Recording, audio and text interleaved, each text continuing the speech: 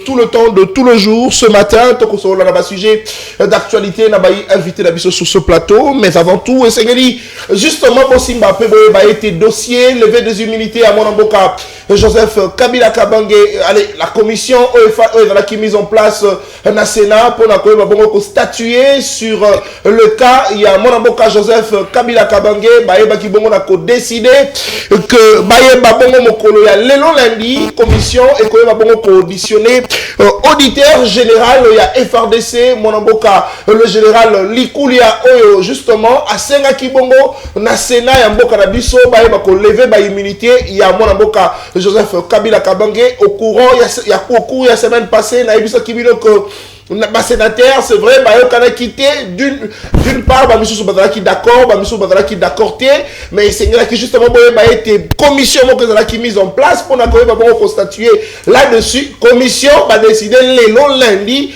ils vont auditionner général Likulia, auditeur général, il y a FRDC, il y a Senga Kibongo, ils vont lever immunité à Monamboka Joseph Kabila Kabange après audition, Mokona Lobby, suite, il y a information pour le mécanique dossier ezali bongo ko évoluer aussi dossier Matata Ponyo et été cours constitutionnel et ko bongo ko se décidé mon colonel lobby le 20 mai pour ko trancher sur cette affaire dossier Bukanga Lonzo au besoin incriminé le professeur Matata Ponyo qui a détourné ma mosolo à l'état dossier zala qui en cours la justice mais avant qui bongo ko se faire qu'on se présenter justement au regard il y a raison au avocat qui a talisa qui bongo été que justice ezali bongo impartialité kosala mosala nango lolenge essentialité na yango mona mboka Matata Ponyo boaki ko s'est présenté et la justice avait pris cette affaire en délibéré en tout cas mokolo ya lobby le 20 tokoyeba bongo suite il y a dossier il y a mona mboka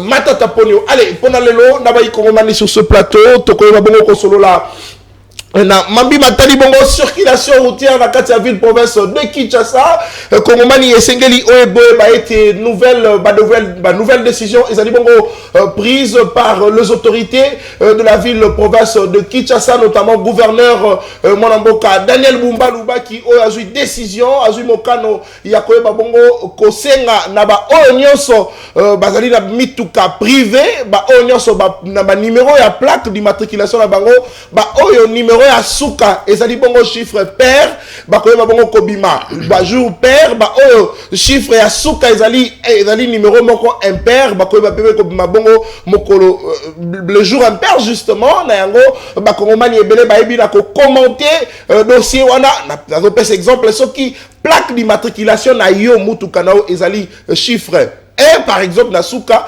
yeba ke okobima bongo mokolo na lundi okobima bongo mokolo na mercredi okobima bongo mokolo na vendredi soki ezali chiffre 2 na souka na plaque d'immatriculation na okoyeba bongo kobima mokolo na mardi okoyeba bongo kobima mokolo na jeudi okoyeba bongo kobima mokolo na samedi alors 3 jours pendant bakolomi tuka bakongolais va commenter yango d'une manière ou d'une autre ozala mutuka na yo moyo bimanango tous les jours et kozala te c'est la décision oyo bakambi ya mboka ya ville province de Kinshasa bazui c'est vrai na communiqué na bango batali ici était décision wana ezala ki bongo prise na kati ya réunion maintenant nous ba officialiser ki yango te ba officialiser ngo moko na lelo le 19 mais est-ce que décision wana ezali bongo malamu au regard ya situation ya transport to la kanango na kati ya ville province de Kinshasa toko kanisa toko banza toko pesa makanisi toko critiquer toko eba pe ko encourager si c'est vrai c'est sûr que ezali malamu pour na ba congolais sur ce plateau mais aussi dossier il y a Monamboka Constant Mutamba au Bakofunda qui a détourné mon solo à l'État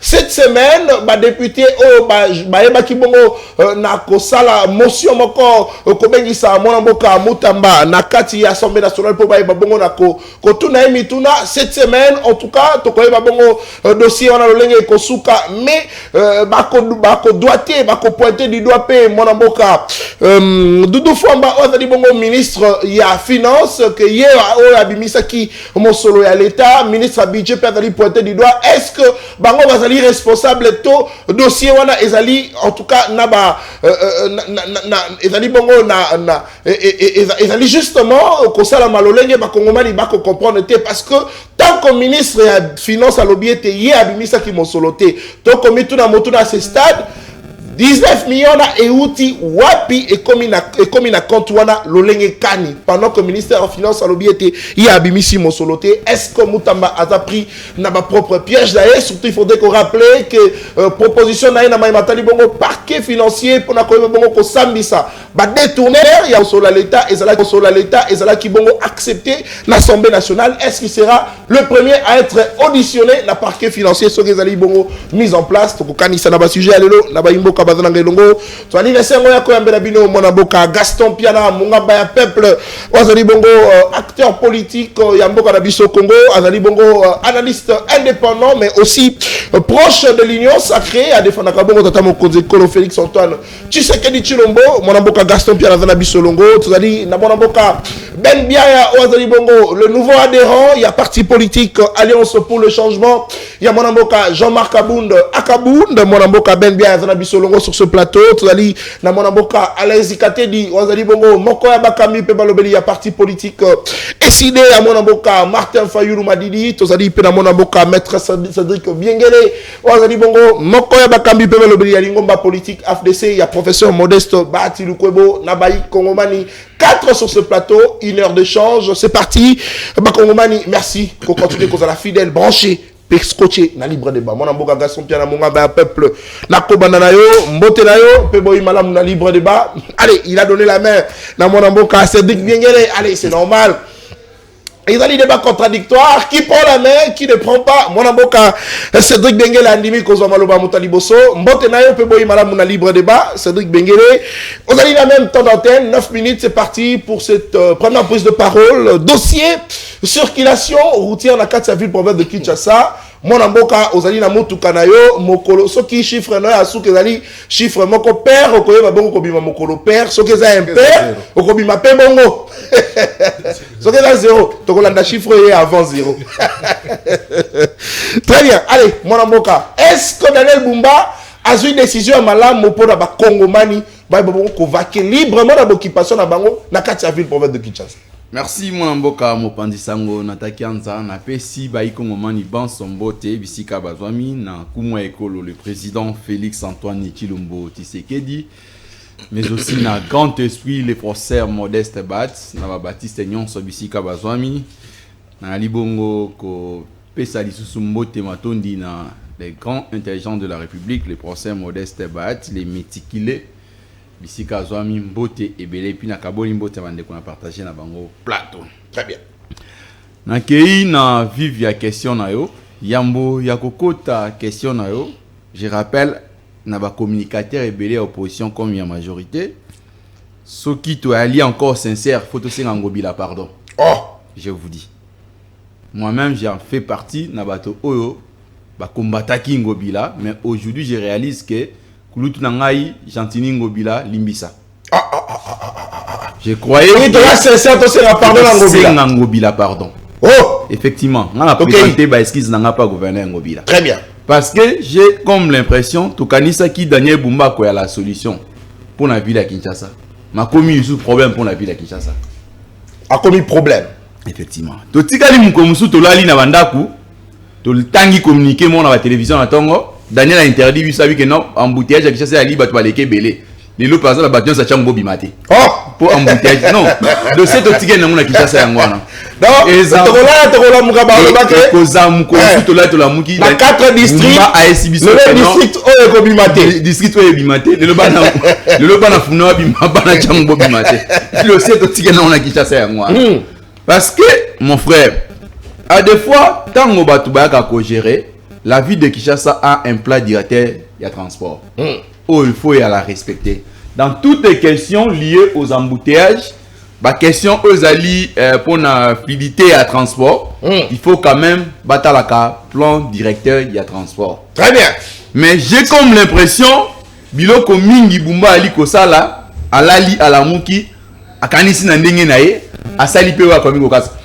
Toi kokende bazo les décisions liboso non banzela musu c'est comment qui RTL boko tate président nango c'était quoi est-ce que embouteillage c'est cynique effectivement est-ce qu'il y a embouteillage c'est là na ville à Kinshasa je crois non on a Bemba ouais et créant qui encore la ville et créant qui encore embouteillage à Makas parce que non de quoi tangi le veut pas Bemba gestion il y a embouteillage à ville à Kinshasa elle a responsabilité à lui partager. Très bien. Parce que la constitution a vu sur la matière elle réservée le pouvoir central, il y a d'autres matières concurrentes, c'est-à-dire entre la ville comme province et puis le pouvoir central. Très bien. Donc, avant de prendre cette décision, je pense que le VPM avait nécessairement travaillé en collaboration avec la ville de Kinshasa. Aujourd'hui, je pense que les embouteillages sont partout. Au lieu, par exemple, de Kobumba, la distraction, Distraction. ça c'est une distraction, mon frère. Là, je vous dis franchement, et là, quand on a vu ça, on va sur le lobby maté. Tout tel bakobima, tout son par la bimate. Ça c'est quelle décision? Même Binomo à la télévision, il faut quand même, vous avez des conseillers. Mais justement, vous avez des conseillers. Avant même de mettre ça en public, vous devez d'abord discuter à l'interne. Aussi pas décision, après ça vous rendre dans le public. Vous imaginez que Motoana Moutoukane, c'est non, les l'homme t'orbimaté. Là c'est même entré à violer même il y a légitime. Parce que Motokana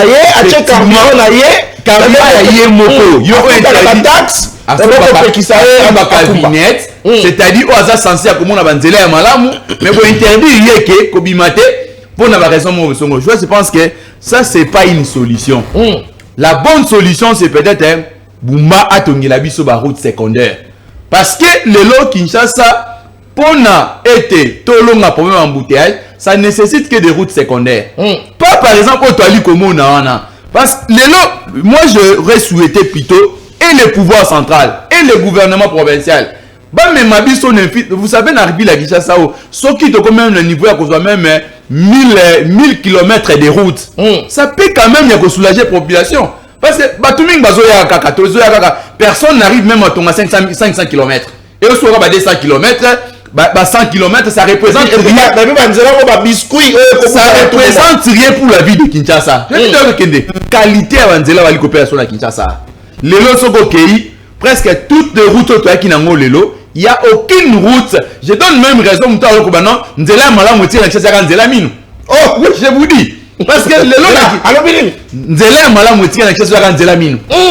reste des routes à Kinshasa, les lots se retrouver. La facilité.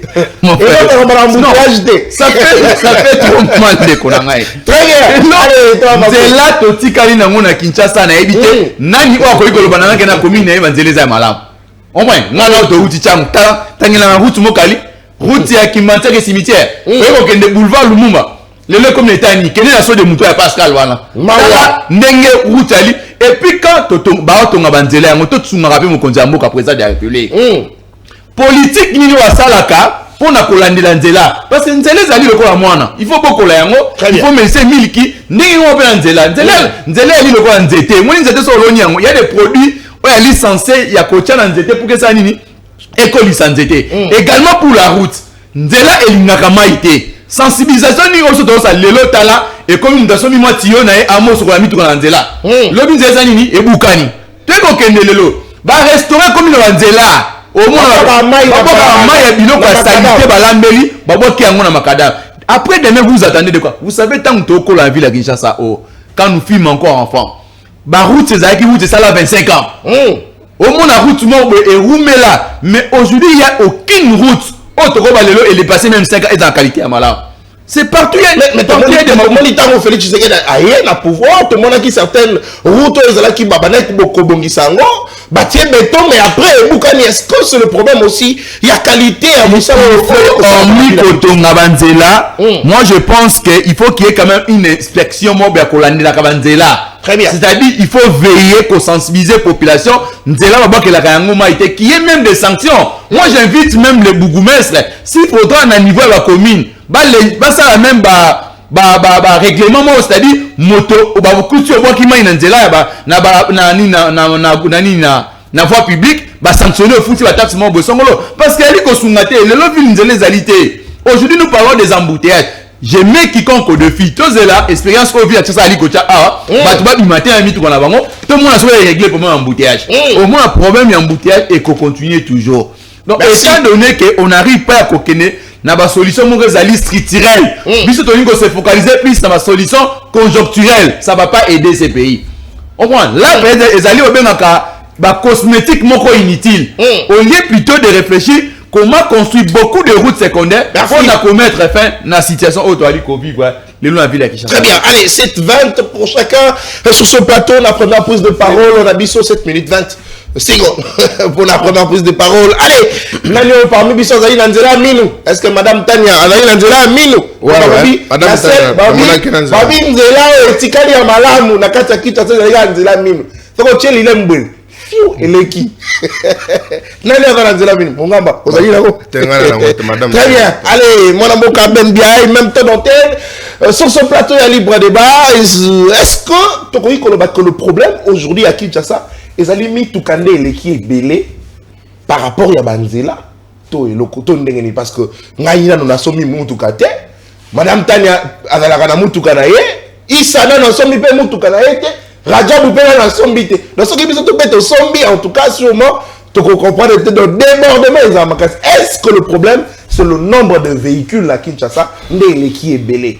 Il y a une autorité, il y a une décision, il y a une moto na moto 3 jours au lieu de 6 jours la semaine.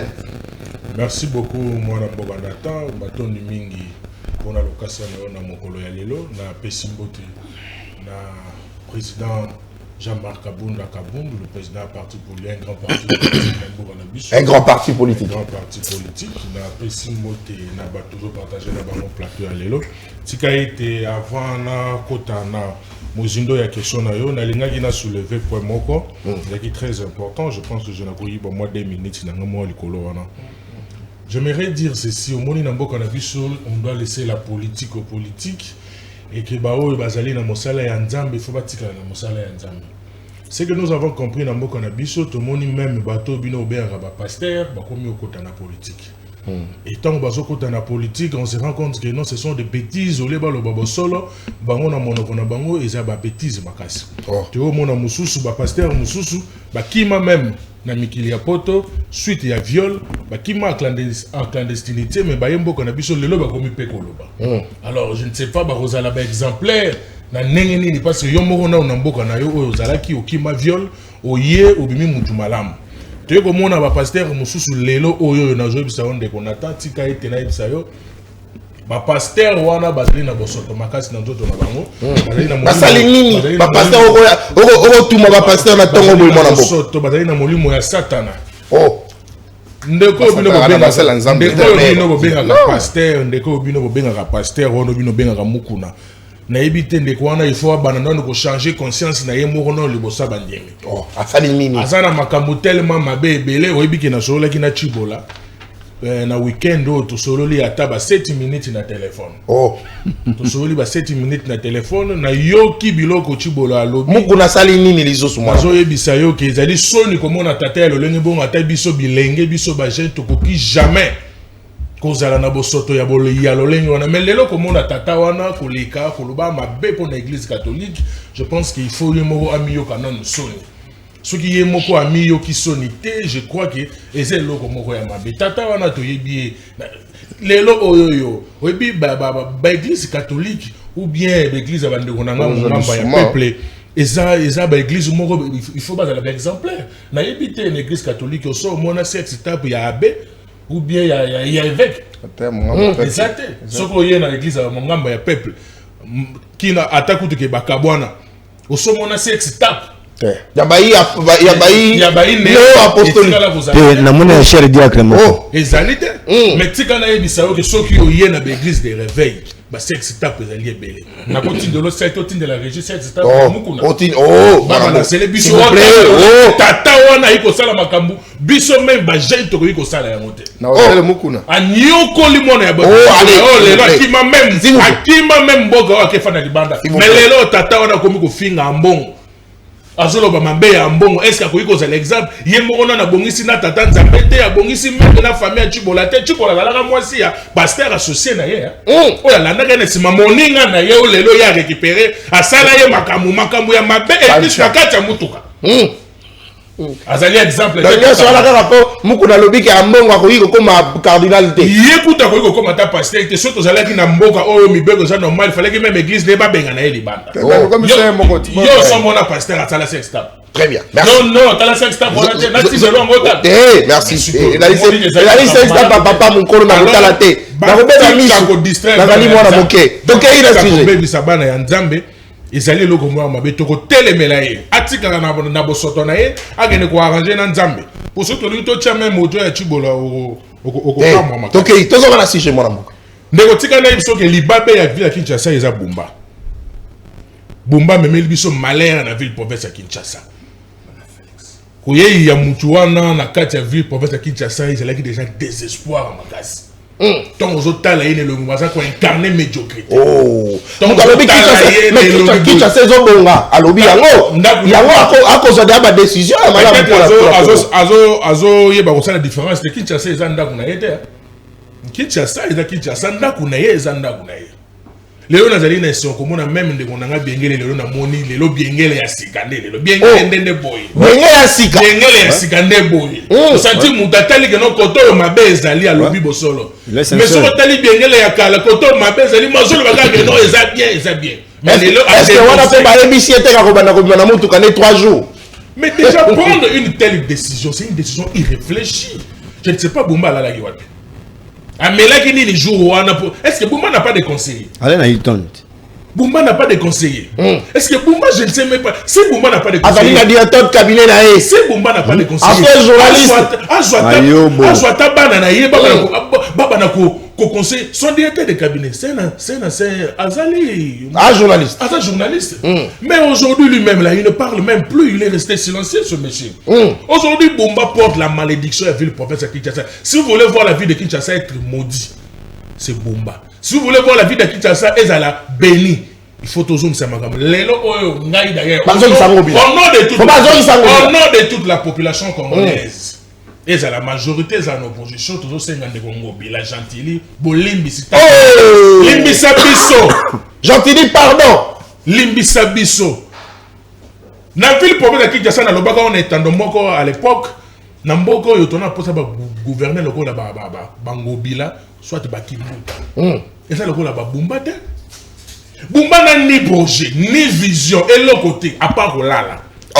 Il fait partie des gens qui ont pour la bango ici la kate. Bumba aujourd'hui a son immeuble, c'est lui de pèse. Casting na bango ça casting à lui de pèse. Casting ya roté la biso Bumba c'est lui de pèse. Est-ce que lui de pèse a mon qui gouverneur mon société à part Bumba? À mon avis mututusu il y a malongate à part Bumba. Bon mais les biso mutu moko ça le rôle les ba na ville province à Kinshasa. Depuis à Kotuane là on y a malonga Bumba sali. Qu'est-ce que Bumba a apporté comme solution? Les embouteillages et qu'il y ait zone. Les lobbies mis tout un père. Sur le chiffre, sur le zéro.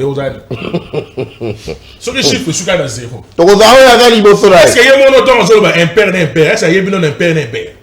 Il y a mon Bumba. Et le chiffre est un père, chiffre est un père. Est-ce qu'il y a vraiment, j'ai une besoin de journalistes, pas si na moté, mais comme on a les lots, n'a rien vu pour faire solo.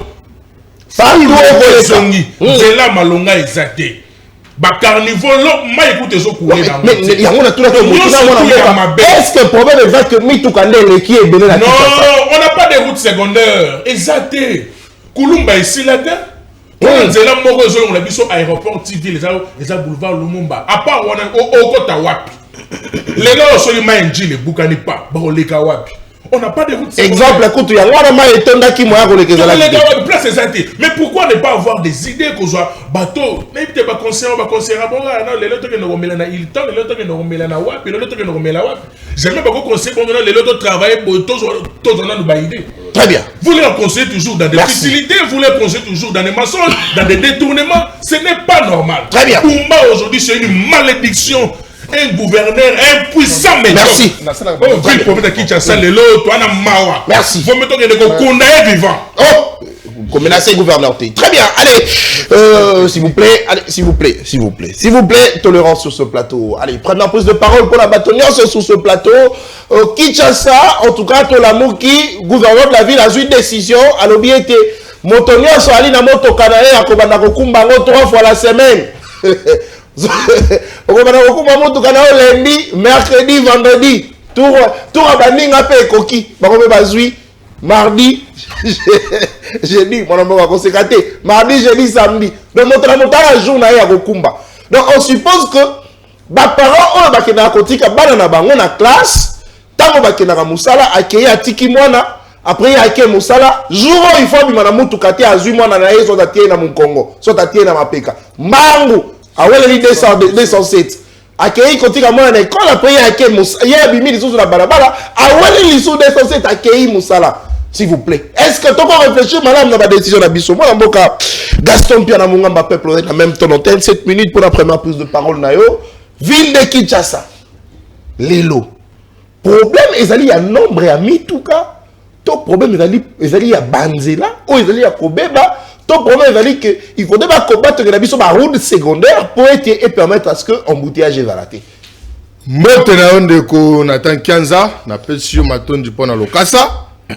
Mbote pena baninga na ngai ba etoko kabola na bango etando na tongo lelo mbote na nkumwa ekolo son excellence Félix Antoine Tshisekedi Tshilombo elongo na bana ya barumbu na bosani binote mukakoso wapi bipai bozwami tika ya mona banda kolo bande ko na ngai na moni tozo salo mo émission na ba condition ya malamu balotili ki sta condition malamu ya condition malamu a semel mona mboka non condition malamu condition malamu ya mona mboka DG Glyphos ce qui battait faut condition malamu oui bien sûr mais ce qui battait faut pelater c'est-à-dire courant ezate ndenge battait faut pela courant ezali wana to pesa loka koso na mona mboka DG Lusinde o ba uti ko engager 927 congolais na kacha SNEL ba 927 congolais wana ba uti libanda te balaki ba toyo bazalaki na kacha SNEL comme ba journaliste à valoriser bango. Merci. Le roi la 55e anniversaire ya SNEL. Très bien. Après si le mukakoso na ba travail non so na ba cadre non so SNEL. Malheureusement tout ali komona ndeko na bino moko gili ou azali ko tambola partout na ko finga ba autorité ya mboka azali ko tenir ba propos ezali diffamatoire na ndeko na bino ayinyo sabaya. Oui effectivement pas moi na mboka DG Lusinde o ezali malamu te. Na moni na ba réseaux sociaux makambo bande ba ko be makambo Jacques Kabula Kato. Gouverneur ya Katanga. C'est ça, c'est à ce niveau-là que je me pose la question. Premièrement, tu réfléchir comme un patriote, moi, je suis Nathan Kianza. Est-ce que quand on a un aéroport, est-ce qu'il faut appartenir à l'attribution du gouvernement provincial? La réponse est non. C'est le gouvernement central. Très bien. Deuxièmement, est-ce que le chef de l'État qui se déplace à Kinshasa, à quel Lubumbashi, sans toutefois que le service n'est pas réunir d'informations. Président a un conseil spécial en matière de sécurité. Président a un conseil spécial en infrastructure. Président a un ministre de transport, ou un ministre de tutelle. Président a un DG à RVA. Ou un organe technique, ou un côté de aéroport. Mais tout le monde a bandé, tout Jacques Kabula, Azali Kabiliste, nous nous posons des questions. Est-ce que le chef de l'État, alors qui a information, est-ce la réunie? Mais sûrement, alors qui sort que l'information est la réunie parce que qui a considéré je ne pense pas. On aurait appris qu'Azali auditionné. Ce sont des fausses informations, des Congolais exhibitionnistes à mal de positionnement.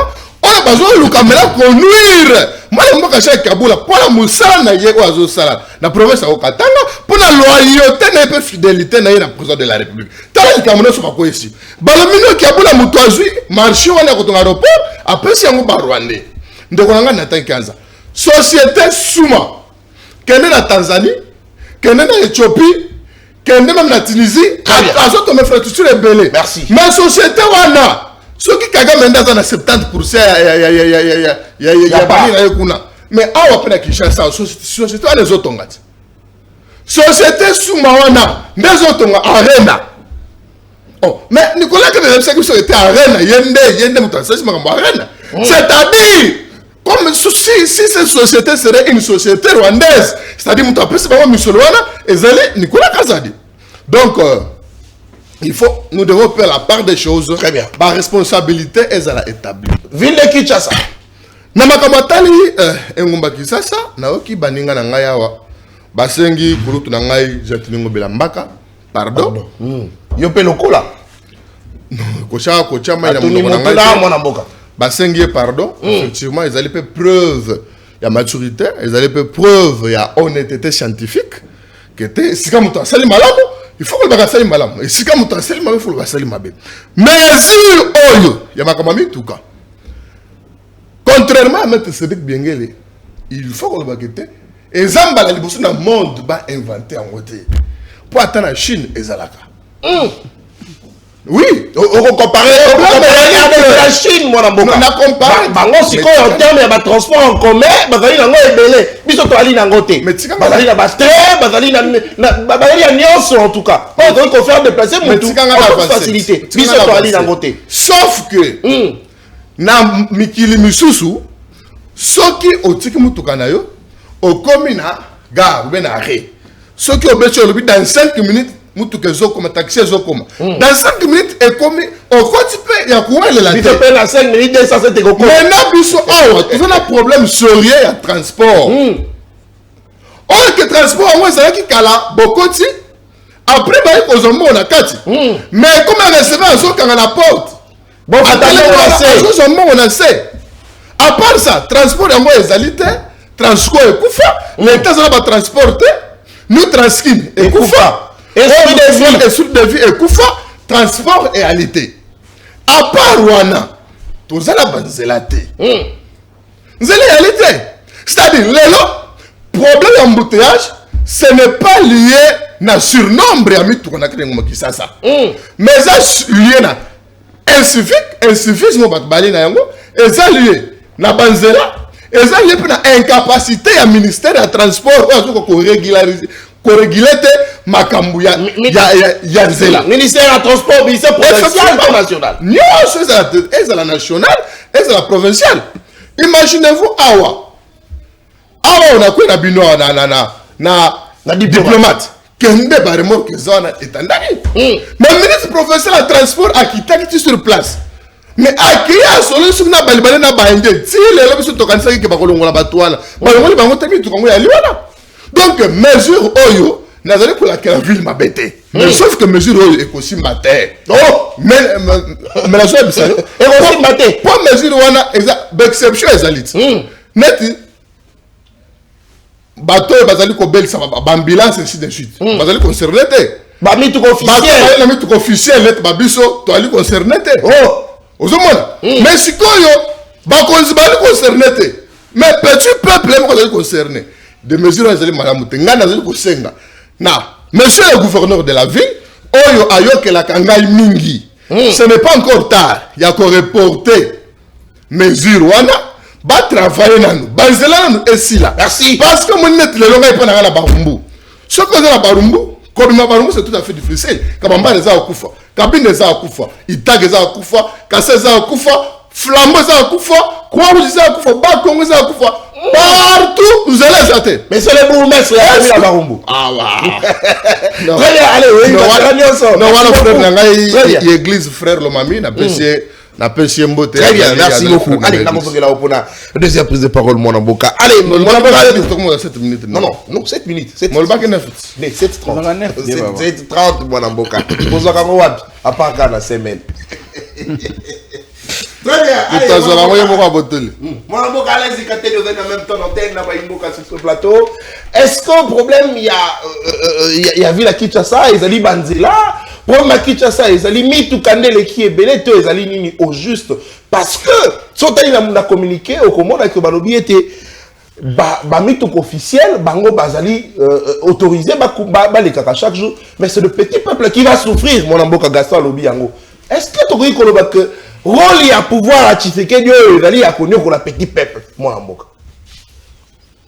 Merci ndeko nataki anza pona maloba mbote pena ba collaborateur na ngai ba linga otoka ba toujours makanisi pona Congo on va continuer toujours pour rassurer que relève ya malamu esengeleza la pona Congo ya lobby et tikangai na zongi na pesa mbote et tu patata mo consommateur Fabien Madidi na bato oba konyo kwa mana est et surtout ba o nyoso ba liko subir compétences na sommet à l'état à cause de Chekoula, détournement inutile, à continuer koliki ça bango kate Congo yo esengeli to bundela yango peto ken koluka ntina sacrifice suprême to l'équipe na boka bangona. Donc yami balé tkena joindre maloba na ngai na ben ça tata oyo pasteur ba tatouage oyo. Oh.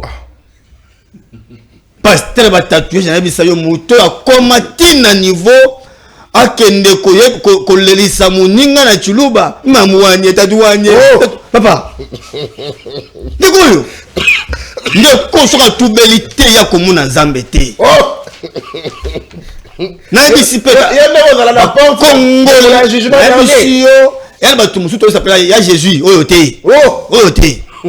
Pasteur ba tatouage. Ndeko ngai. Oyebi d'abord zanini. Congolais no solelo. Makamungo le temps peut-être musu na break news na lobela ngote mais c'est très important. Les autres en parlent ndeko ngai. La France de to kanumba ba commentaire nango. Parmi les 3 cardinaux au basali cérémonie pontificale, il y a pape ou à côté Sikoyawa, à Mongo et l'un d'eux. Et puis à la parce que à la tisi et bas. Il y a un autre qui n'est pas aucun. Ne bazakawana ezakana ba autre bien ba cardinaux évêques. Bazakana ba cardinaux diacres. Pour la tout ba cardinaux prêtres. Kambongo est classé parmi ba cardinaux prêtres na mission à kila sakana yango aza moto mokete Ali moto monene au moins le sambo asali donc c'est na ba terme na biso africain to ba comme si l'intronisation donc il est parmi ceux qui ont intronisé les chefs comment les chefs les notables donc on se comprend les dimensions motazali et au moins na moto moko wa oh mais commissaire parlementaire debout et IDPS agulungwa chef de lié azali lié ayako bima no chama kelele pona moto lokola mbongo ça vous fait mal donc tu dis c'est que atika wana pouvoir oba komi na ngobo ba yibaka ngo na 2018 ni tété église catholique oyo kutu moto lokola kabunda ndima ngo que on a mis 50-50 donc on a mis 50 avec l'église catholique et les rassemblements. So yo lelo yo ko finga moto ko église catholique. To ko finga moto ko se pas représenter ngo. Ça soni. Yami balé, ndeko ngai. La ville de Kinshasa mérite mieux. J'ai aimé le courant de Konanga Ben Kourouba. En tout cas Cédric, félicitations. Bien les versions originales. Bien les namoni maintenant a comme exorcisé comme disait Mobutu. C'est comme ça. Tant ma baisse elle voit ma baisse ali ma bende à Gaston alinga maquillé ma baie na Gaston alinga pas kola ma baie ma fouta na ko banga molimo à Gaston mo comme to na plateau boye aki défense sur Willingoma oh mais comment Gaston ya patriote à Willingoma to omoni awa ba TV yango katiti il vient défendre l'agronome Lucinde ici l'agronome papa est-ce que vous pouvez vous rendre compte aussi dans l'agronome mais bien sûr il veut les défendre ici. Pendant que les gens sayo, bande ko ba kolela presque partout. Qui na commune nanga yanga ba kolela kate. Moi na ko kama so amoni ko na commune mususu, akomo okamwa. Comment on se battu à l'époque médiévale, oh wapi, ba ko tout ba mine ola ba nini. Heureusement qu'on a modernisé avec ba chinois. Non, mais il faut pas, il faut qu'on soit conséquent mon frère.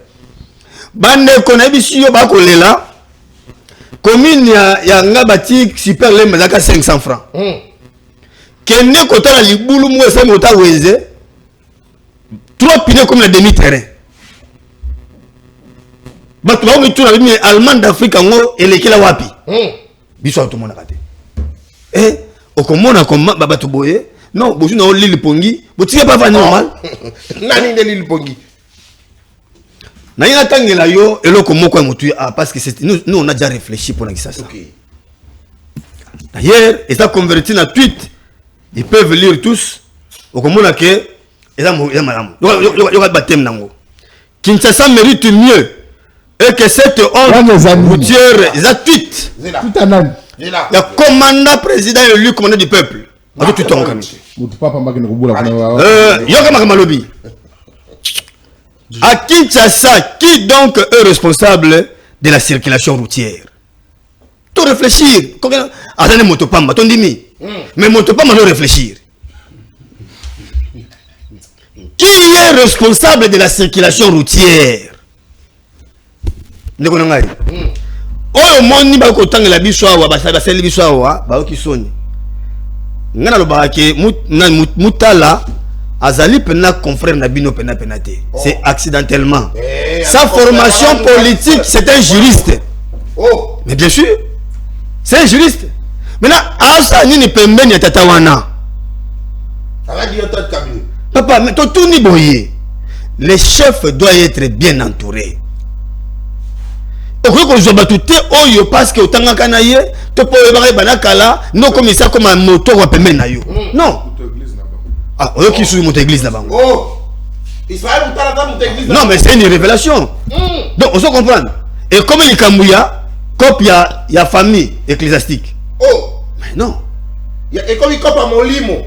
Lelo oyo otuni motuna mo malamu awa. Est-ce que qui ça yana mi tukebele? C'est faux. Qui n'a mi tukata? Toi n'a mi tukate mon frère. Toi n'a mi tukate.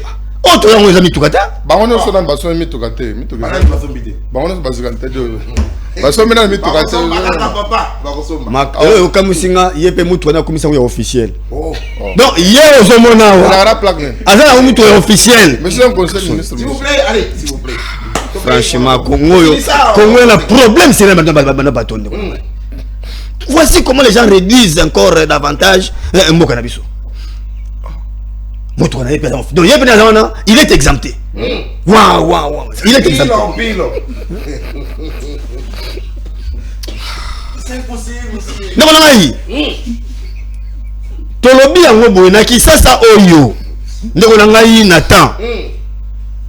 Tu as un problème, il y a une discipline, il y a des policiers, na molimu ya mota likasu, na tu as dit qu'on régulait malamu te baron point na biso ebele. Donc si c'est comme ça, si c'est rien encore dit. Il y a motuya ndeko na ngai.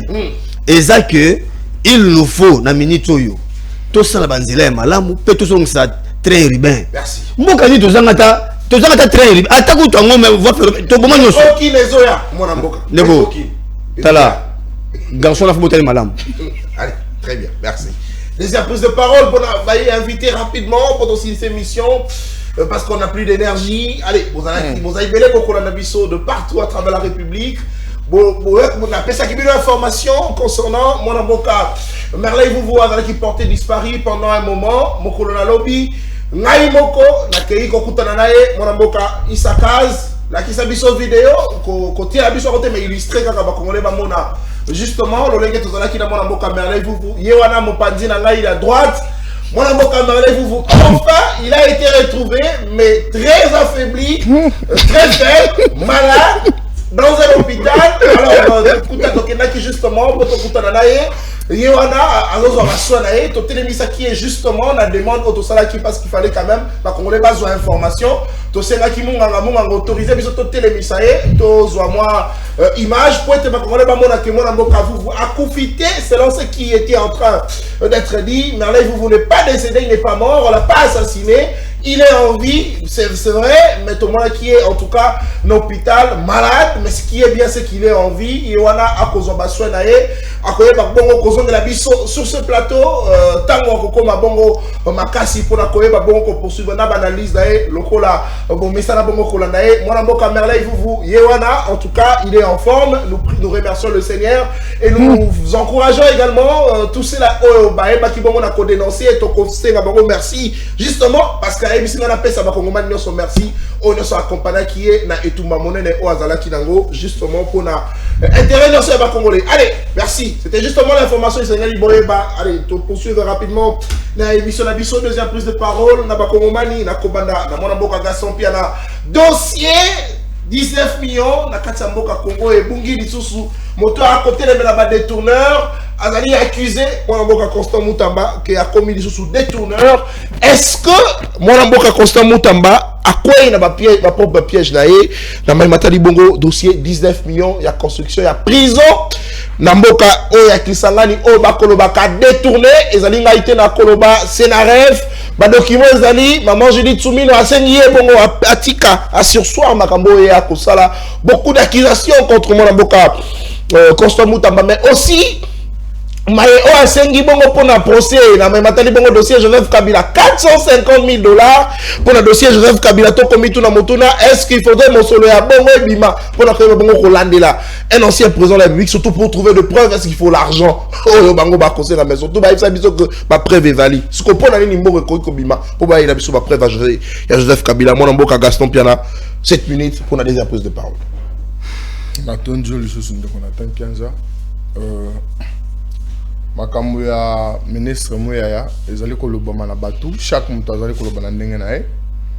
Awa il faut to souligner que premier ministre son excellence Judith Suminwa décision wana azwaki yango te pour après avoir koyoka basolution bato bazoloba parce que ndenge tozoloba wa son excellence madame la première ministre azali na mboka ya Lualaba plus précisément na Kolwezi Oyo Azali accompagné na le ministre vertébré du gouvernement souminois, son excellence Patrick Mouyaya Katembwe, Oyo ba Congolais, bien nyonso bozali ko bengaye l'homme de l'anti-poison rwandais. Yo no benga kai bongo ngai na benga ke bongo te ba Congolais, yo zali Congolais exceptionnel. Lo bibilo nyonso ngai te. Non mais le chaka ba Congolais nyonso soki combien de millions sala moyo ba Congolais ba zebele. O bazali ko croire na musala o moi zikateli.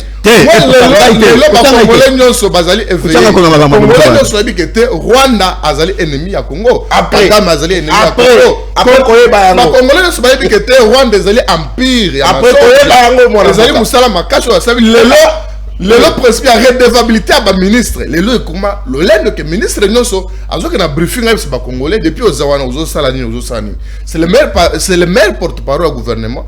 Oh depuis mboka na biso banana ntozote o tozali ko sanga na tata mkozo ekolo ke ezali chantier ya bandi et sendeli Mouyaya akoba na musala na ye tina suka. Reman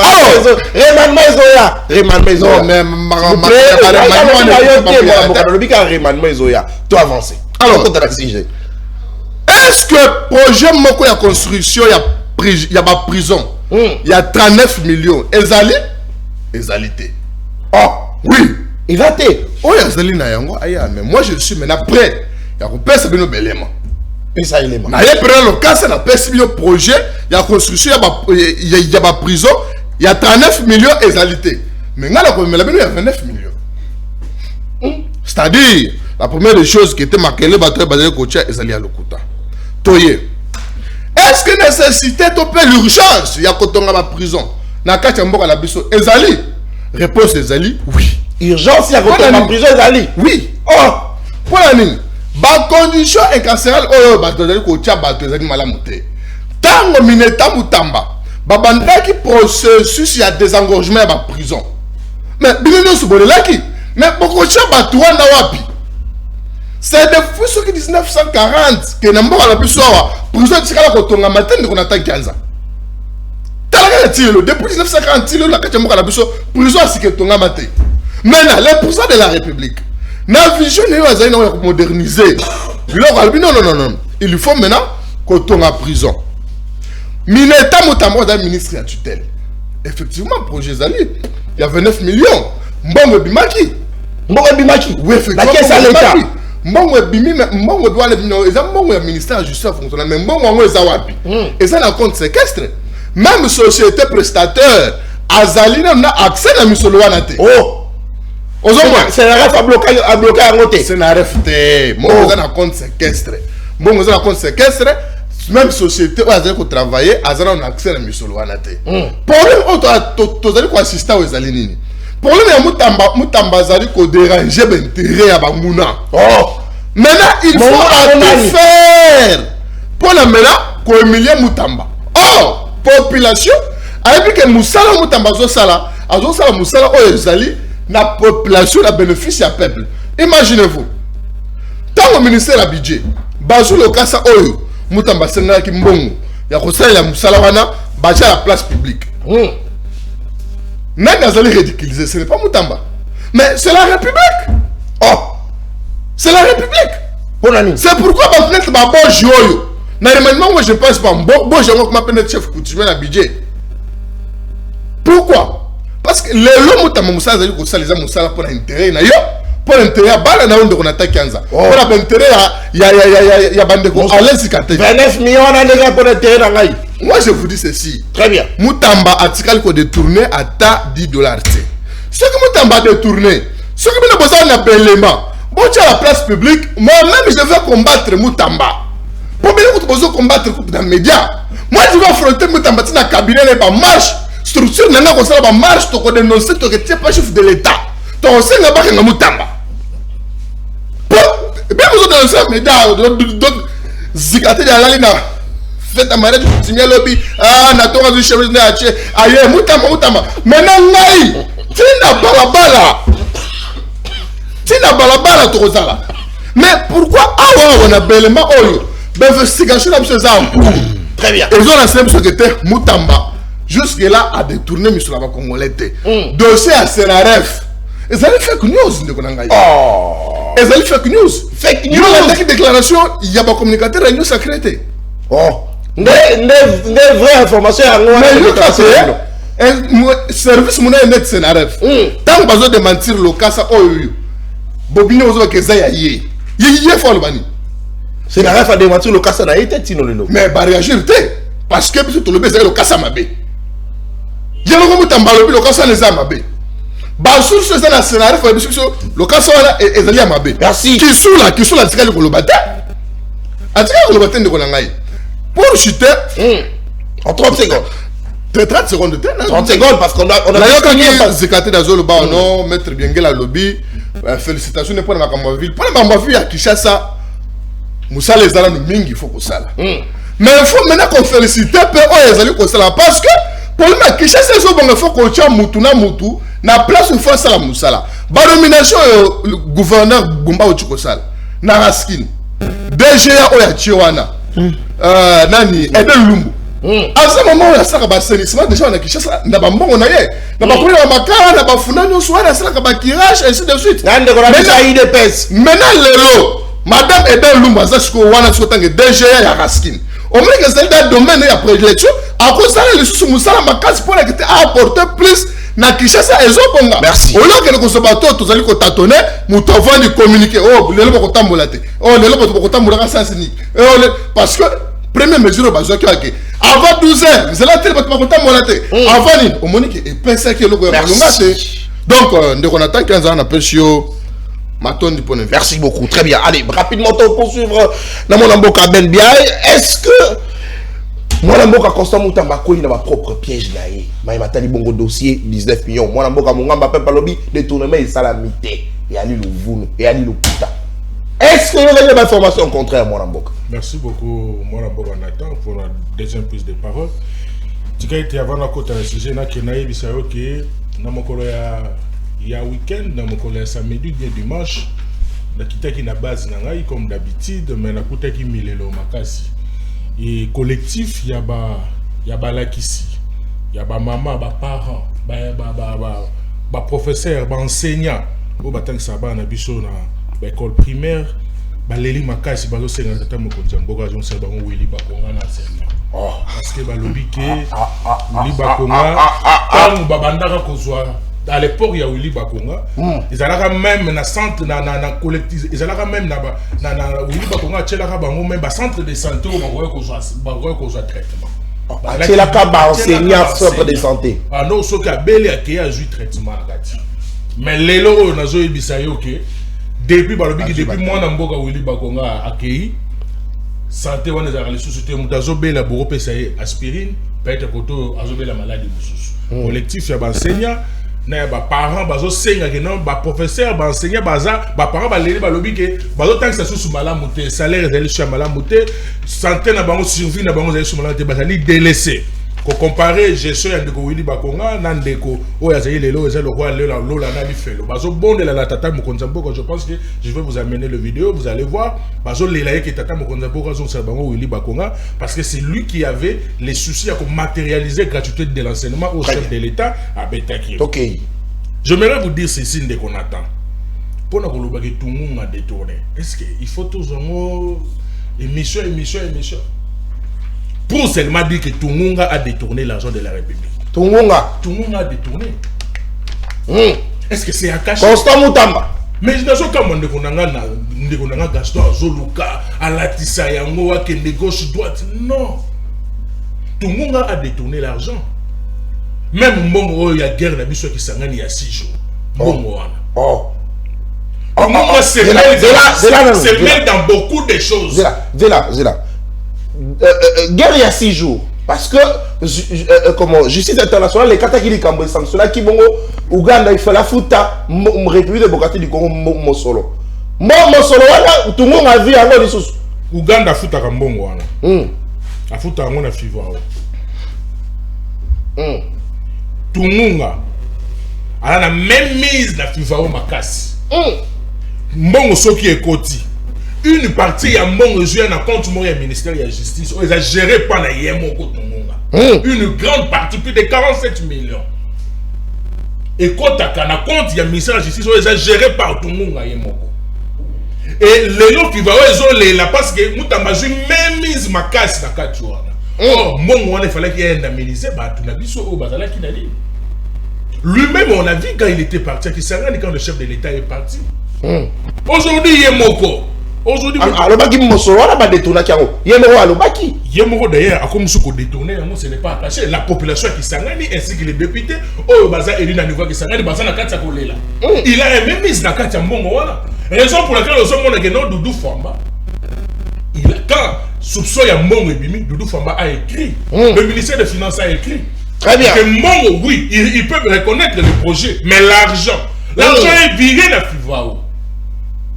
Il y a un monnaie que finance, oui, ils ont reconnu le dossier, mais notre faute, très bien. Est-ce qu'aujourd'hui, les lots de tout le monde sont exemplaires, un jeune garçon au Yakoti, n'a qu'à être ministère. S'il vous plaît. Okay. Il a semé trop de désordre dans le ministère de la Justice, ce monsieur-là. Aujourd'hui, il fait même la honte, il y a des jeunes moussous sous les lots. Yemoko a traqué, va détourner, mais Yemoko ne peut pas toujours traquer. Est-ce que c'est comme ça? Moi, je me pose la question de savoir. C'est Naref Nenyezawana. Est-ce qu'il faut fuiter les documents, il faut atteindre la personnalité du ministère, pour les gens qui n'ont pas là. Et ça, ils allaient institution à l'État. Jamais. Les lots, c'est Naref depuis les documents. Oh, tout le monde. C'est un vrai document, c'est pas un faux document. Si réellement que tout le monde n'avait pas détourné l'argent, pourquoi alors tout le monde a eu à faire appel à certains communicateurs et oppositionnels majoritaires? Oh, avec ici pas communicateur. Oui, n'a pas de communicateur, on a un Gaston. La déclaration à mon égard. Oh, yo yebi ko détourner te ba ko solo makambo. Pourquoi obengi ba communicateur opposé? Ba olobela par rapport à quoi? Donc avec ici Gaston Pierre na ba ni na yo. Gaston Pierre na so beta c'est dans zoluka alata apakola makuta. Je suis du régime. C'est parti parmi ba communicateur ba défendre. Je suis du régime. Mais c'est une je vais défendre pour la communication. Il est pas azui. Ah azwaki. Oh. Ça yo kali c'est nego Gaston nenga zana ako sala mosala ya pam. La émission avec la FAP, j'ai défendu Moutamba. C'est un gars sérieux, honnête. Soki Moutamba, Kumunga, a détourné Mbongo ya peuple et je cite ça dans ça. Très bien. Parce que tout le monde est dans l'Assemblée nationale. Parce que tout le monde est dans l'Assemblée nationale, va convoquer qui? Merci. Tout le monde est le député Willy Michiki. Va déposer qui contre Moutamba. Maintenant, qu'on l'ingate, au monde, la normalité à Makamou, il faut faire la part des choses. Aujourd'hui, les lots, na État finance ya mboka na biso Doudou Famba fait partie des gens au les lots, azo sala moi fierté. Moi j'ai toujours félicité ce monsieur. Très bien. Ce monsieur fait la fierté à finance publique na mboka na biso les lots. Alors qu'on zoye ko tremper na babuzo non Moutamba doit assumer ses propres responsabilités. Très bien. Merci. Doudou Famba n'est ni de près ni de rien à détournement ya Moutamba. On doit laisser ce monsieur travailler à la vision il y a vision, il y a Félix Tshisekedi. Quand bien même que azo sala effort et que ba détenteur baza est belé pour moyen ya détruire. Laissez ce monsieur. Merci. Aujourd'hui, il fait la fierté à finance publique à Mbogo Nabiso. Merci. Aujourd'hui, Mbogo Nabiso, les lois à $, ils ont une stabilité. Quand bien même qu'ils ont l'écolo, merci beaucoup. Il y a stabiliser. Mais ça n'a pas mon amboka. Très bien, merci beaucoup. Allez, justement, il y a balolenge kani balobi mosolobi ezali na kati ya compte wana mais ministère de finance alobi ayebité soki mosolo ana euti wapi mais il reconnaît simplement le projet. Même tout qui me tuna maintenant j'ai réponse en tout cas na koyeba bon comme ça la mise au point pour ba kongomani baye ba bon na ko saisir évolution justement à dossier voilà. Allez, maître Cédric Benguele, en 6 minutes peut aussi ces missions rapidement. Dossier Moutamba. Est-ce que vous avez une information Moussous au-delà peut-être il y a autre oui, mais le dossier le dossier à 19 millions. Est-ce que les gens c'est là qui pour la kotonga prison à Kisangani dans le Mbango et puis dans Mosolo na niveau à Mosolo 19 millions pendant que les Congolais balina pour ça justement n'a pas prison Mosolo dans la province parce que tu vois que le prison Makala oui c'est bien bah colia 3 fois mais bah prison Mosolo est-ce que les Congolais bah colia le lingue Sengeli. Merci Ndeko Nata Kianza. D'abord, nécessité à Kotonga la prison en Mboka na biso. Oui, c'est bon. Pour Nangaï, Nali, d'accord, on a un projet pareil. Parce que, Nali Kopé Sayo, exemple, il y a ces percans, centre pénitentiaire à Kinshasa, communément Makala. Makala a été créé en 1957. À l'époque, il y a Congo belge. Capacité d'accueil, c'était de 1500 détenus. Mais aujourd'hui, quand vous allez dans Makala, il y a plus de 8000 détenus. Donc, pour dire que, pour une ville comme Kinshasa à l'époque, où les Alaki créés, il y avait au moins 250 000 habitants. Mais les lots, ceux qui ont un indicateur, ils ont démontré que Kinshasa, la population est à croître et macasse. Donc, qui ont andoloté et puis, na se percaté. Ça demande, il y a qu'à créer ba maison d'arrêt. Pour nous même, il y a qu'à respecter les conditions incarcérales. Parce que, vous savez, moto a accueilli prison. Prison, ils ont un caractère punitif. Mais aussi, il y a resocialisation. Ce qui moto kuna, tant ou abimi, il faut réintégrer la société. On a droit à la resocialisation. Il faut comme un moto normal. Après, je vais te donner les cas. Nous avons un VPM Jean-Pierre Bemba. Azaki na détention na Cour pénale internationale. Après yango ayoko la peinture, akoma peintre. Effectivement, tala mikila poto nengezali. Donc j'entends pas peintre. Effectivement, oui, c'est vrai. Ayoko la peinture. C'est vrai. Pour vous dire que les gens la culture non, pour vous dire que aujourd'hui, il faut adapter le centre incarcéral dans les conditions où il est nécessaire. Là, de ce côté-là, je donne Constant Moutamba, l'excellence, il a totalement raison. Il faut recréer la maison d'arrêt, étant d'union sur la République, pour être bateau à la peine à la condition il y a malam. Maintenant, vous savez, il y a ce qu'on appelle les circuits financiers. Très bien. Il y a la traçabilité de la finance publique. Il y a le ministère de la finance, budget, tout consort et consort, et bimi, basali décaissement. Maintenant, au stade actuel, les montants que vous indiquez, moi, après mes recherches, je partage la vie à mon gars, les Gaston Piana. Montant imaginaire, ce sont des montants où tu as mon imagination à Bango. Si le montant là s'avère vrai, même Nabiso, moi je n'ai pas intérêt de protéger Constant Moutamba. Tu as intérêt. Non, il y a quel intérêt? Donc il doit avancer. Allez, non, je n'ai pas intérêt de défendre Constant Moutamba. J'ai plutôt intérêt de défendre la République.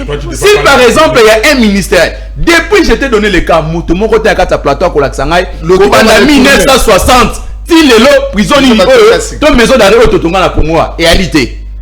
Nous sommes daté dans 1940, c'est 1880, donc c'est comme ça. Pour vous dire qu'aujourd'hui, il y a des avancées.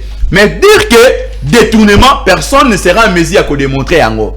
Parce que il y a la traçabilité, raison pour laquelle c'est pas une sagesse à madame la première ministre, via son directeur de cabinet. Tant on va saigner tes ministres, sur soir et puis document, preuve. Effectivement, et puis le ministre a expliqué comment les contrats et lesquels qui s'étaient dégré à gré avec déboursement en urgence. Mais degré à gré, exact. Les projets, ils allaient liés à la sécurité. Tolérance. Ils allaient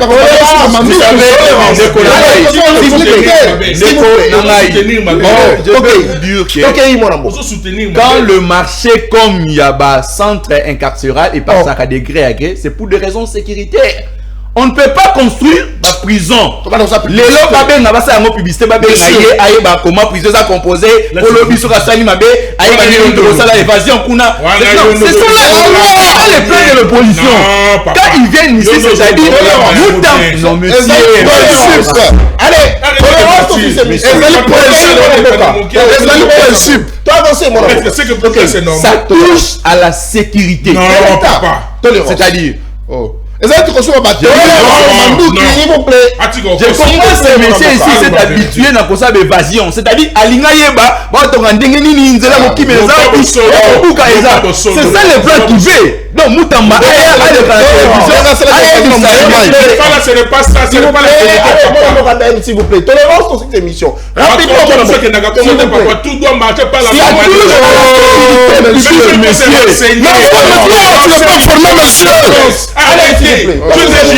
vous m'envoyez des renseigner s'il vous plaît. Allez, on avance. Allez, des histoires là pour des raisons sécuritaires. On ne peut pas dévoiler. Non. Tolérance. Mais tu es ignorant. Tolérance, mon bien. C'est lui qui a occasionné l'évasion dans Boujima. Si vous voulez, non, il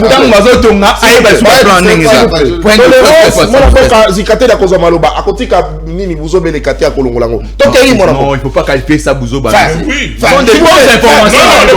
S'il vous plaît, c'est là. Pour vous dire que hier lobby que akoki kotika buzobe le kati yango na ebizie que zikate na vena to ya koloba hier elle sur maloba te Constant Moutamba c'est un jeune détourné présumé. Parlez même de présumé. S'il vous plaît, allez. S'il vous plaît. J'ai comme l'impression, vous savez, Constant Moutamba constitué comme une sentinelle de la République. Raison pour laquelle Azali toujours comme ça l'objet à ma fingami, objet à cabal moko inutile. Non, ce n'est pas la honte parce que parmi les révélations Ali Kosala, raison pour laquelle aujourd'hui nous là comme de jeunes, nous soutenons des histoires qui vont à l'intérêt de la République. Merci. Mais nous sommes contre les détournements. Ceux qui constatent les détournaki, ceux qui constatent les détournaki, bisomo koto neto les cartes dénoncés. Yo constat détourné. Yo la kisangai. Non, la kisangai, monsieur. Comment vous avez tendance quand les gens viennent dire la vérité au communicateur et ça va passer. Merci. Comment vous avez tendance à ça? Très bien. Mais attends, moi là, je ne vais pas défendre Willy Bakonga. Au nom de mon honneur, Combien d'opposants tolérance. Allez, bon ça va maloba. Mon avocat allez-y Catherine Malomonga Boalo. S'il vous plaît, en cours de temps, on n'a pas s'il vous plaît. Il faut sanctionner des pareils messieurs. S'il vous plaît. Merci. Allez, mon avocat n'a pas 1 minute pour le Moussousou. On n'a pas assez de temps, on n'a pas assez de courant. Faudrait justement qu'on capitalise que peut qu'on pas mettre baninga ba tourner.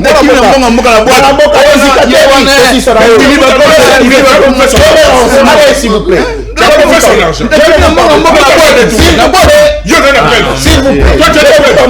Allez, mon avocat allez-y Catherine Malomonga Boalo. Merci Ndekonata. Nakosenga na yo tous les 3 micros et ça il va avocata papa. Yaliboso. Chanter la feuille, non. Allez, s'il vous plaît. Tolérance. Mais Allez, tolérance. Aussi les émissions rapidement. Allez, notre garçon te suit quand même. Les garçons là te suivent. Comment tu peux être. Ok, il doit avancer, il doit évoluer rapidement. Chrono. Yaliboso n'a pas Ben.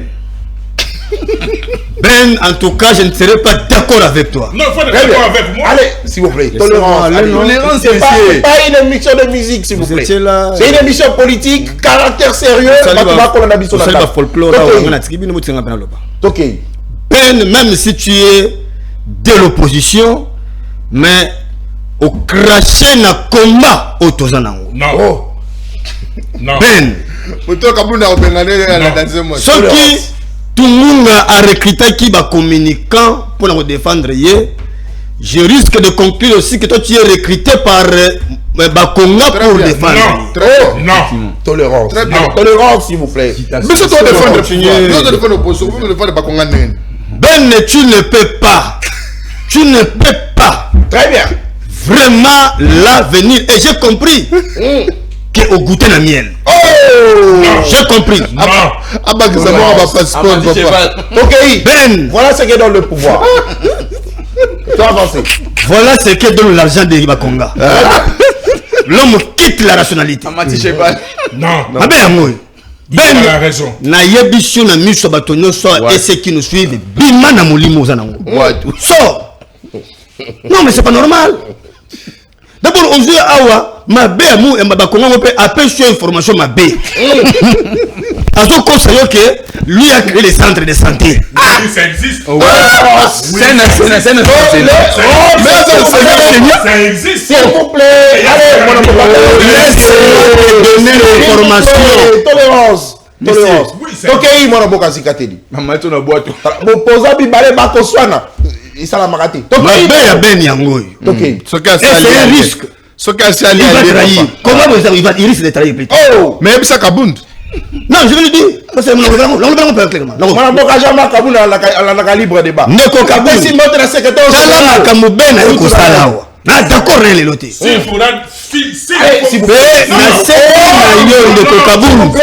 Ndeko Kabou yebisa ben azongisa mbongo wa bato. Merci.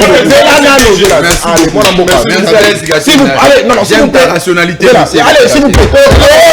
S'il vous plaît. S'il vous plaît, Tokana. C'est pas un marché, s'il vous plaît. C'est pas un marché. S'il vous plaît. C'est pas un marché. Tolérance, to respecter bateau bakolanda biso. Allez, mon amour Kazikateli, to poursuivre. Merci Ndekonata. On n'a pas appelé ça les centres de santé. Ninga zolo belawana. Babenga ka yango MESP. Depuis Maker Mwang. Depuis Maker Mwangu. Merci beaucoup. Et makambo centre de santé so sabiso baté makambo ba Bisayo. Non na ko ko makambo zongi sa mbongo ba. À l'époque, on se stockait ma passeport dans Boujimai. Il y a eu l'information dans les. Est-ce qu'il y a eu que passeport dans Nga na suki. S'il vous plaît. On se dit, on la routine, on va voir la S'il vie. vous plaît, s'il vous plaît, allez, non, s'il vous plaît, je serai obligé de lancer l'émission. S'il vous plaît. Non, vous n'avez pas la parole, vous n'avez pas la parole. Voilà, s'il vous plaît, c'est un dérangement. Respectez l'émission, respectez ce qui nous suit. Allez, mon amour Kazikateli. Babenga ki yango mutuelle de santé des enseignants. Kota palais de justice. Yango wana za kota palais de justice za sima ya kota ku constitution karaki. Za na siège nango wana. Très bien. Et ça les enseignants sont des contribuables. C'était avec l'appui il y a gouvernement belge pour osunga bango bazwa ka santé moko un peu approprié. Mais tango bakonga ye bana bakonga ti lelo nde makambwana ebeba. Comment tu peux venir soutenir l'anti-valeur comme bakonga na plateau ou kitoko boye? S'il vous plaît, si on ne discute pas bakonga sur ce plateau, s'il vous plaît. Tokei mon amour. Moko ozonga mbongo wana ozonga yo, ozonga yo. Dès que ozonga yango, oko perdre toujours. Tokei. Na kena la longwe. Voilà, la plante na contrôle pour construire tilibanda. Danger permanent pour l'opposition. Na oti karote.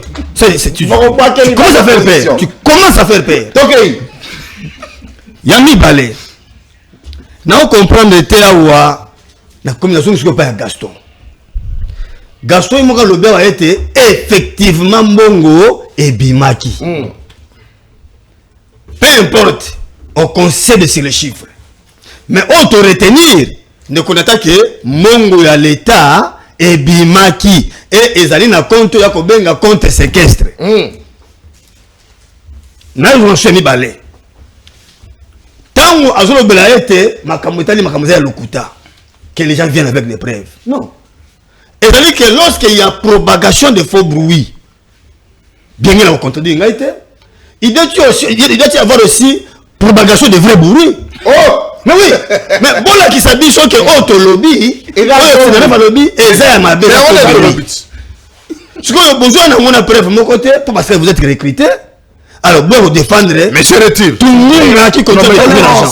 Monsieur. Tolérance, s'il vous plaît. Allez, s'il vous plaît. Allez, Tokei mon amour. Nous sommes du pouvoir. Si vous acceptez supporter le choc, les alliés bakou bakopé Sabino, c'est normal. Tokei mon amour. Ndeko na ngai nata. Na yo kango awa. Que batoyo ndeko na biso bengela lobi que soumino aza ignorante. Oh! Oui. Il ne faut pas me faire avaler ce Non, que je n'ai pas dit. Mais c'est là. Non, mais on a... Attendez. On le donne à ça, c'est une... Attends, pas dans le sens pour répondre les mêmes. S'il vous plaît. S'il vous plaît. Papa, justifiez. Ok, mon amboka. Biso auto tangi ni de côté. Tu es dit tendeni ni parce à l'obé à soutenir ngwa ke mon on a failli demander en mode d'urgence parce que il y a les questions à sécurité. Ouais. C'est ce qu'il a dit, n'est-ce pas? Effectivement. Maintenant, si on tangi mukanda ya souminwa. C'est là où il a dit indirectement que souminwa azali ignorante. Parce que voici ce que Soumina a dit. Alobi, c'est ainsi que, vu paragraphe à Souka, la première page, c'est ainsi que la haute autorité vous demande de lui transmettre dans un bref délai les éléments suivants. Galiboso Alobi, les dossiers de passation et les avis y afférents. Lorsqu'on parle des dossiers de passation, d'abord, Par marché. Papa, c'est ça. C'est là où j'ai dit qu'il a dit indirectement que Mouta qui est soumis à cette c'est un dossier. On parle de dossiers de passation. Oui. On parle de passation de marché. Oui. Or, de passation de marché, il sait que le mode d'urgence est allé par une exception. Nakatiwana. Alors, deuxième chose. Merci. Oh, on a pas 30 secondes. Ayebi Sabi Soawa. J'avais tellement de matière. Ayebi Sabi Soawa. Bafongola compte wana les mêmes jours. Sur le 9h. Alimenter compte. S'il vous plaît. Alimenter compte wana les mêmes jours. 17h. Un grand menteur, ce monsieur. S'il vous plaît. C'est très important. Un grand menteur, ce monsieur. Oyebi Batouamoni Moutamba. Tu perds ton temps.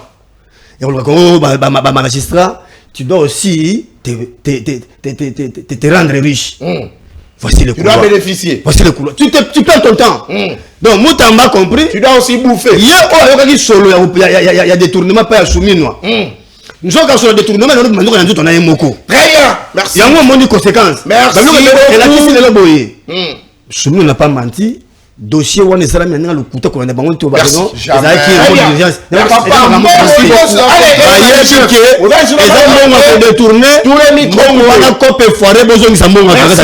tous les micros coupés. Merci parce que vous avez belé pour la colonne d'Abisso. Rapidement, aussi ici, émission à libre débat, mon colonel. Nous allons qui ya kozala sur ce plateau. Nous avons Mboka Ben Biaï, mon Mboka Gaston Pierre, mon Mboka Peuple, mon Mboka Ahmed Sedik Biengele, mon Mboka Lezikate Dito. Merci, Makanisi d'Abisso.